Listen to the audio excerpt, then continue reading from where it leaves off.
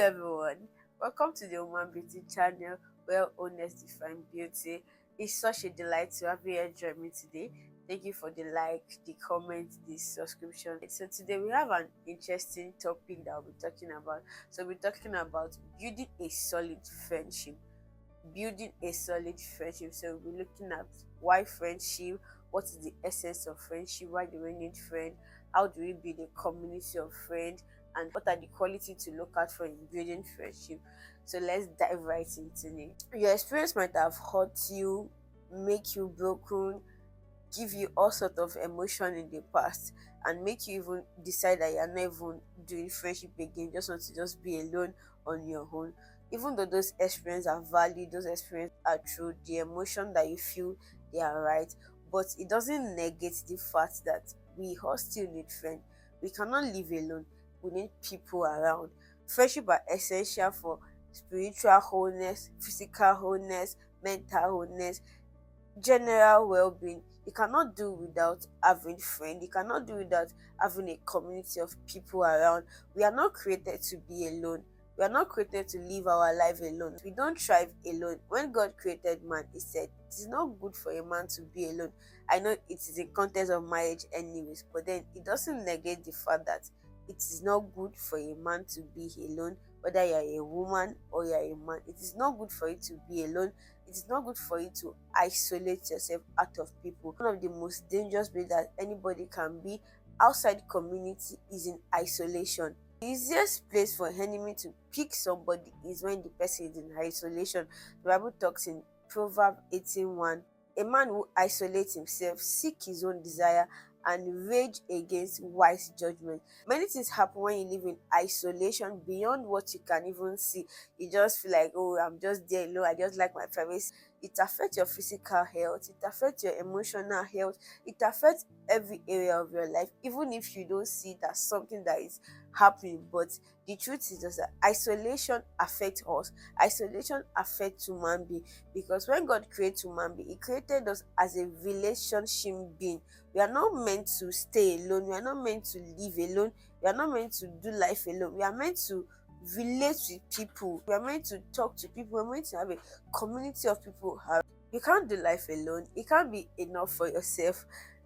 There will still be need for people around you, and you must be so intentional about having the right people around you. Don't just live life in isolation. Isolation kills you. It shrinks you into becoming who you are not meant to be. So why friendship? What are the essence of having friends? Number one, they are your support system. Friends are your support system. Community are your support system. Ellen Keller said, alone we can do so little, but together we can do so much. So for the vision, the purpose, the business that you want to do, name it, anything you want to do in life, you still need friends to support you. You need them to support you physically, emotionally, spiritually, mentally, even financially, even their ideas, their resources. No matter how powerful you want to be, you cannot live alone. No matter how big your vision is, no matter how large your vision is or how small it is, you still need relationship to still help you to get to wherever you want to get to. This assurance that you have that, oh, I have friends that I can fall back to. I have community of people that I can always go to. They are there. So you don't live your life alone and believe that you are fine. The fact that you are thinking that you are fine alone means you are not even fine. That means there's something in you that needs a lot of attention, because naturally we are created to relate with people. Community of friends are to build you up, are to support you. The same way you are supporting another person, they are also supporting you. The number one essence of friendship is they are your support. Friends are your support system. So number two, for a safe place of vulnerability. Yes, I know many of us have been hurt in this part a lot. So that's why we shrink it to ourselves. You have been vulnerable to many people that they take it for granted, or they make you feel less of yourself, or you later hear your story. That doesn't still neglect the fact that you need people to be vulnerable with. You need people that you can talk to. You need people that you can be honest with. You need people that you can confess to. You need people that can carry your burden with you. Galatians 6:2. Bear one another burden and so fulfill the law of Christ. There are many bodies that you shouldn't carry alone. There are many things that is going on in your life that you should not be the only one going through it. There are many things that you should be able to relate to people, talk to it, and then they should be able to carry your body with you. Like there's this consciousness I have about my life. No matter what I'm going through, I'm not the only one going through it, because I have friends that I can talk to. I believe that whatever happens to me happens to my friend, whatever happens to my friends happens to me. So no matter how down I can be, no matter how whatever situation I can find myself at every season of my life, I know that I'm not in that season alone. We need people that we can be vulnerable with. We need people that we can talk to. You need a community of people that, if just for you to just call and just rant, just to offload whatever is in your head, because in life there's always stages to life, there's always things to encounter in life, there's always challenge that will shake you. But then when you have a community of friends, a place where you can be vulnerable, it helps you, it lifts the body. You're not carrying the burden of life alone. You're able to have friends that can show up for you, friends that you can feel safe with, friends that you can talk to at any point in time. Let's say, for example, you are stranded in a place, you are hungry for like 3 days, you don't have money on you, and then you have over 100 contacts on your phone, and you cannot call anybody. There's nobody that you can call and be like, guy, at this point, I don't have money, send me money. You should not live your life like that. There should be people, there should be a community of people that you can be vulnerable, that you can tell that at this point, I've not been praying for a while, help me. I've not been fasting for a while, help me. These are the things I'm dealing with, help me. Don't go through every of your bodies alone, every of your down moments. You are the only one crying alone on your bed over the night. No, have people you can call that are just a call away, that you can talk to and share to. The third reason for why friendship is accountability, a place for accountability, for accountability's sake. Have you ever been in a situation whereby you want to do something but you kept on postponing it till you will do it later, you do it later. But the moment you inform someone about it, that I want to do this thing, you get the thing done. That is the power of accountability, because the consciousness of, oh, this person will ask me, have I done this thing? So you cannot just leave alone. Naturally, we are meant to procrastinate a lot. We are meant to have many things to do. We are meant to be distracted. But friendship keep you accountable. They make you focus, like easily remind you of many things that you have said. So what are the qualities to look out for in building a friendship? The first thing first is someone who have a walk with God. You cannot neglect the part of God in anything that you want to do, whatever things that you want to do. The Bible says, in the beginning, God. So, in the beginning of everything that you want to do in your life, including friendship, God must be the factor first. For people that have worked with God, because they will help you, they can discern, they can see you better in the light of God's word, they can see further, they can guide you, they can cover you. So another thing to look out for is someone who have a secure identity in Jesus and themselves, to avoid jealousy, to avoid comparison, to avoid envy, to avoid unnecessary bitterness, so that everybody can move at their own pace. You understand that this is where I am, and this is where this is who I am, and this is who this person. To avoid unnecessary jealousy and envy. So you must intentionally look out for people that have secure identity in God and in themselves. So another thing that you also look out for is someone who can encourage you, motivate you, challenge you, push you.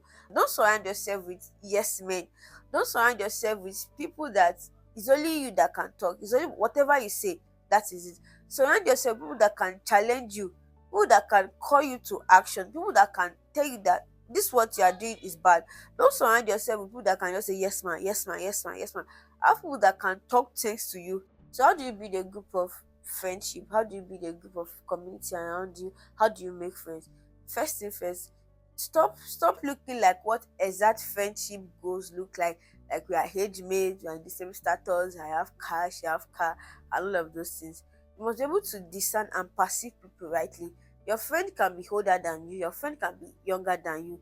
The essence of friendship is that there is a goal. The goal is that it should be beneficial and purposeful. Some of us have to deal with the lies, the mindset that we have hold on to. You must be able to trust again. Don't be afraid to trust again. Yes. And then you must also be the kind of friend that you want to experience. Don't be shy to ask for friendship. If there is anybody that you feel like, oh, we are connecting, even if the person is far, you can, as simple as go to the person DM, can we be friends? It's that It's either it's a yes or a no. So if it's a no, fine. If it's a yes, fine. Don't be afraid to ask people that can they be your friend. Friendship is something that you should be intentional about. So it shows your intentionality by asking people to be your friends. Life is all about yes or no. If that is a no or is a yes. If it's a yes, you move on. If it's a no, you move on. Don't wait for someone to ask for help before you help that person. As long as you have the capacity to help, help the person. Those are the way we build friendship. I remember one of my friends when we met then that day I just feel like cooking for her and I just cook for her and I just go and give her an roasted. And since then till now we have become friends and our friendship have grown so much that she's one of the strongest people that I have around me that can easily count on. You see that a little help, so don't withhold help. The help, you're also sowing a seed of help. Whatever you sow, you will reap. So you can also sow help so that you can also reap help. So whenever you have capacity to help somebody help, those are the way you build friendship. The Bible said in Proverbs 18:24, he who has a friend must show himself friendly. So you must be friendly. You must not just put a bony face everywhere. You should be smiling. You should be welcoming. Let us check Hebrews 10:24-25. Hebrews 10:24-25. And let us consider one another in order to stir up love and good works, not forsaking the assembly of ourselves together, as in the manner of some, but exhorting one another, and so much the more as you see the day approaching. The Bible says not forsaking the assembly of ourselves together. So there's a place of community, of physical community. Now many of us social media have really even make us be more isolated. You can be on your phone morning to night. You don't even have the sense of talking to people because you feel okay. No, there's still what a physical gathering can do to you. When you talk to people physically, it revive your soul. It bring peace to you. Like you could relate. All of those things are necessary for emotional build-up. Don't stop gathering, don't stop investing in people, don't stop reaching out to people. Don't be too busy to make out time for your friends. Reach out to people in that you are building a community for yourself. Once you have realized so far is that lack of community lead you to have secrets that you feel like they have gone too far for you to be able to talk to someone about it now. When you could have talk out, you did not talk. So it has become something great. It has become something so serious that you know that if you talk to people about it now, people will condemn you. You know, I'm always wondering why people say they are depressed, and then you have over 1,000 contacts on your phone, and you are depressed. Like how? Why are you depressed? So you don't see one person that you can talk to amongst those 1,000 people. You delete all your contact. And power in friendship, there's power in community. God has people for you. God has community for you where they don't live, where genuine love really exists. Friends can fight, but it doesn't mean we should walk away from it, but we should walk through it. So have a mentality of building a solid friendship for yourself. Like I said earlier, be the kind of friend that you want people to be to you. And my last word, there is currently someone out there that you can reach out to be your friend, and there is also someone that you can also hold the person's hand and say, be my friend. So don't live your life alone, don't live in isolation, break out of your shell, reach out to people, talk to people. There's power in community. Forget about all the hurts that you have experienced so far. Love again, trust again, do friendship again. Trust me, it's so sweet to have a friend that you can even talk to. Like, how do you people do that? You don't have someone that you can talk to. You have over 1,000 contact people, and there's nobody you can talk to. After this video, go and delete those contacts and start your life afresh. Thank you so much for joining to now. Do well to like, to subscribe, to share to your friends and family. See you soon.